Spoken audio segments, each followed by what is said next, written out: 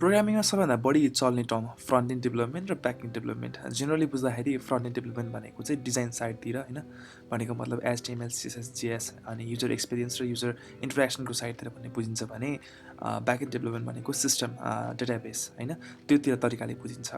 अनि अर्को एउटा के भेग टर्म छ भन्दाखेरि ब्याक एन्ड डेभलपमेन्ट भनेको अलिकति स्टेबल छ अनि त्यो गर्ने मान्छेहरू अलिकति कन्फिडेन्ट हुन्छन् भन्ने कुरा बुझिन्छ भने, अनि त्यस्तै गरेर फ्रन्ट एन्ड भनेको चाहिँ त्यति विधि एक्सपिरियन्स नभएको अथवा भर्खर सुरु गरेकाहरूले गर्ने खालको भन्ने बुझिन्छ।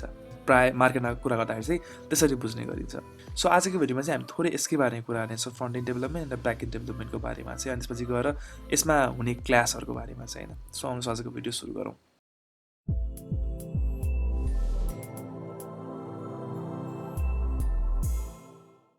तपाईँहरूले कसैको रेज्युमे अथवा लिङ्कडिन प्रोफाइल खोल्नुहुन्छ भने 99% मान्छेहरू जसले चाहिँ फ्रन्ट एन्ड डेभलपमेन्टमा लागेका छन्, फ्रन्ट एन्ड डेभलपमेन्ट भनेर लेख्छन् नि, भर्खरै सुरु गरेका मान्छेहरू प्रायः हुन्छन्।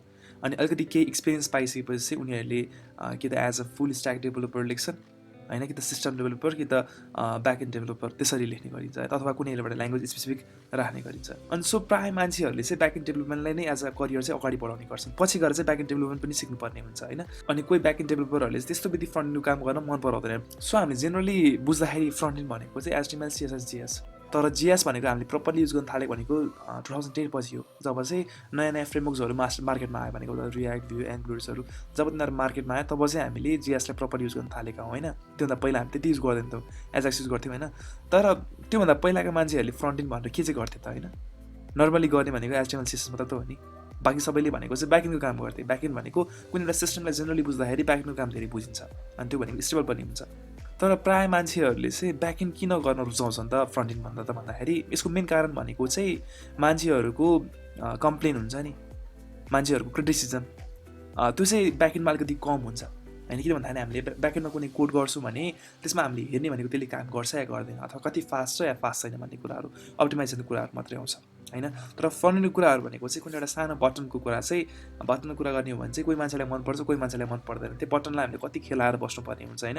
एउटा मान्छेको यसरी चाहिँ यसमा यो भएन भन्ने कुरा हुन्छ, अथवा यो कलर भएन भन्ने कुराहरू हुन्छ कि, अनि यसको प्लेसमेन्टको कुराहरू आयो। अनि मान्छेहरूको चाहिँ हरेक मान्छेहरूको चाहिँ फरक दृष्टिकोण हुन्छ। इभन 5 to 6 years एक्सपिरियन्स भएको युआईमा काम गर्ने मान्छेलाई पनि कुनै एउटा मान्छेलाई चित्त बुझाउन गाह्रो पर्छ, कुनै एउटा कम्पनीको जसले त्यो हेर्दैछ त्यसलाई चित्त बुझाउन गाह्रो पर्छ। त्यो चाहिँ मैले मेरो एक्सपिरियन्सबाट भनेको होइन।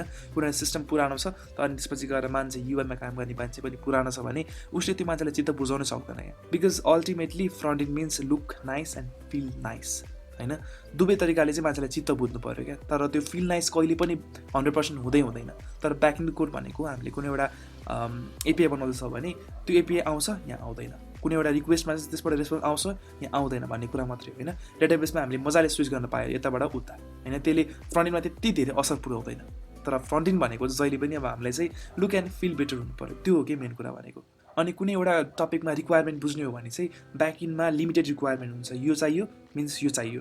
तर फ्रन्ट एन्डमा चाहिँ अननोन रिक्वायरमेन्ट्सहरू धेरै हुन्छ क्या, हामीलाई चाहिने रिक्वायरमेन्टमा चाहिँ नचाहिने रिक्वायरमेन्ट धेरै हुन्छ। अनि जब त्यस्तो हुन्छ, जब मान्छेको कम्प्लेन हुन्छ अनि अननोन रिक्वायरमेन्ट्सको क्वान्टिटीहरू धेरै हुन्छ, मान्छेको कन्फिडेन्स जहाँ हुन्छ। त्यो हो मेन रिजन भनेको चाहिँ ब्याक एन्ड डेभलपमेन्ट भन्दा फ्रन्ट एन्ड डेभलपमेन्टमा मान्छेको अलिकति कन्फिडेन्स डाउन हुने कारण चाहिँ मेन कुरा भनेको त्यो हो। त्यही भएर मान्छेले जसले फ्रन्ट एन्ड डेभलपमेन्टमा लाग्छन् होइन, उनीहरूले अल्टिमेटली स्विच गर्ने भनेको चाहिँ ब्याकएन्डतिर अथवा फुल स्ट्याकतिर जान बढी मन पराउँछन् होइन। अनि छुट्टै फ्रन्ट एन्ड मात्रै सिक्छु भन्ने मान्छेहरू अलिकति कमै भेटिन्छ होइन। अहिलेको ट्रेन्ड अनुसार पनि कोही मान्छे चाहिँ यदि मार्केटमा आउँछ भने चाहिँ उसले front and and back and दुवैलाई टार्गेट गरेर आउँछ, फ्रन्ट एन्डलाई मात्र टार्गेट गरेर कसैले पनि आउँदैन। त्यसपछि गएर फ्रन्ट एन्डको काम भनेको चाहिँ आइप्याडमा, आइओएस डिभाइसेसहरूमा, त्यस्तै एन्ड्रोइडको अरू भर्जनहरूमा नच भएको या नभएको भर्जन्सहरूमा होइन, ठुलो स्क्रिनमा कस्तो देखिन्छ, सानो स्क्रिनमा कस्तो देखिन्छ, यसको रेस्पोन्सिभनेस कस्तो हुन्छ, त्यो सबै कुरा ध्यान दिनुपर्ने हुन्छ क्या। सो यसमा चाहिँ अननोन रिक्वायरमेन्टहरू अलिकति बढी हुन्छ क्या। तर ब्याकेन्डमा त्यस्तो हुँदैन, हामी जहाँबाट रिक्वेस्ट पठायो नि एउटै हो, पोस्टबाट पठाउँ अथवा वेबसाइटबाट पठाउँ अथवा कुनै एउटा टेस्ट गर्ने साइटबाट पठाउँ, सबैमा एउटै नै हो। सो ब्याकेन्डमा हामीले अलिकति फ्लेक्सिबिलिटी बढी हुन्छ, अलिकति सोच्नुपर्ने पार्ट बढी हुन्छ भने मतलब अलिकति कोडिङ लेभलबाट हामीले सोच्नुपर्ने हुन्छ, अप्टिमाइजेसन अलिकति सोच्नुपर्ने हुन्छ, जुन कुरा चाहिँ हामीलाई एक्सपिरियन्सबाट आउँछ। तर फ्रन्ट एन्डको कुरा चाहिँ हाम्रो जेनेरेसन वाइज चेन्ज हुँदै जान्छ। कुनै बेला चाहिँ हाम्रो ब्ल्याक थिम चलिरहेको हुन्छ, कुनै इयर चाहिँ ब्ल्याक थिम इयर भन्ने हुन्छ, कुनै इयर व्हाइट थिम इयर भन्ने हुन्छ। त्यो कलरको कम्बिनेसन्सहरू कसरी राख्नुपर्ने कुरा भनेको चाहिँ जेनेरेसन वाइज फरक हुन्छ। बच्चालाई एउटा कुरा मन पर्ला, बुढोहरूलाई एउटा कुरा मन पर्ला होइन। त्यो कुराहरूले गर्दाखेरि चाहिँ अलिकति कन्फिडेन्स डाउन हुँदै आउँछ, बिकज मान्छेको कन्फिडेन्स चाहिँ त्यो अनुसार बढ्दै आउँछ। अब ब्याकेन्डमा म्याक्सिमम कस्तो होला त भन्दा भर्जनको इस्युजहरू आउला होइन, मान्छेहरूको डेटाबेसको इस्युहरू आउला, त्यति नै इस्यु आउने भनेको त त्योभन्दा बढी त हुँदैन अब सेक्युरिटीको कुराहरू आउँछ, त्यो कुराहरू भनेको चाहिँ हामीले कुनै एउटा नयाँ आयो भने त्यसलाई इम्प्लिमेन्ट गर्न सजिलो छ ब्याकएन्डमा, होइन त। फ्रन्ट इन्डमा त कहिले पनि त्यस्तो हुँदैन क्या। सो यो थियो ओभरअल रिजन भनेको चाहिँ किन चाहिँ मान्छेहरू चाहिँ फ्रन्ट इन्ड गर्ने मान्छेहरू अलिकति लेस कन्फिडेन्ट हुन्छन् ब्याक इन्ड गर्ने भन्दा। अनि स्टेबल जब भनेको चाहिँ ब्याक इन्डमा हुन्छ। यो चाहिँ एउटा सामान्य हाम्रो अफिस केसमा लिँदाखेरि पनि हुन्छ, होइन, जसमा चाहिँ हाम्रो एउटा ब्याक इन्डमा काम गर्ने मान्छे चाहिँ 6-7 वर्षदेखि टिकिरहेको छ।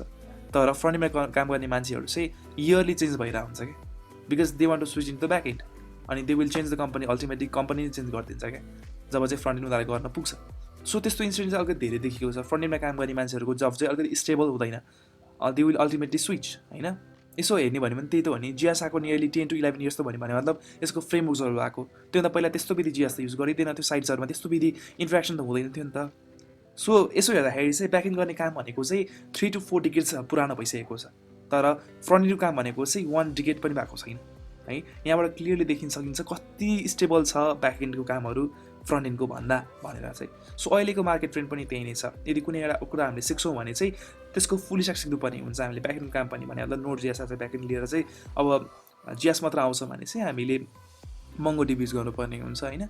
सो यस्तो ट्रेन्डले चाहिँ हामी अगाडि बढिरहेका छौँ अहिले चाहिँ। सो हामीलाई चाहिँ फ्रन्ट इन्ड मात्र आएर हुँदैन अहिले ट्रेन्ड अनुसार चाहिँ। And nobody can master front end, होइन। सिम्पली भन्दाखेरि युआई युएक्स कसैले नि मास्टर गर्न सक्दैन, बिकज मान्छे अनुसारको रिक्वायरमेन्ट फरक हुन्छ, अथवा भनौँ मान्छे अनुसारको चोइस चाहिँ फरक हुन्छ। सो तपाईँहरूलाई चाहिँ यो विषयमा के लाग्छ है, आफ्नो विचार चाहिँ कमेन्ट सेक्सनमा लेख्न सक्नुहुनेछ। अनि आजको कन्टेन्ट मैले भनेको कुराहरू ठिक लाग्छ भने चाहिँ please do like the video and share the video, होइन। अनि यस्तै कन्टेन्टहरू हेर्न चाहनुहुन्छ अथवा कस्तो टपिकमा चाहिँ भिडियो हेर्न चाहनुहुन्छ प्लिज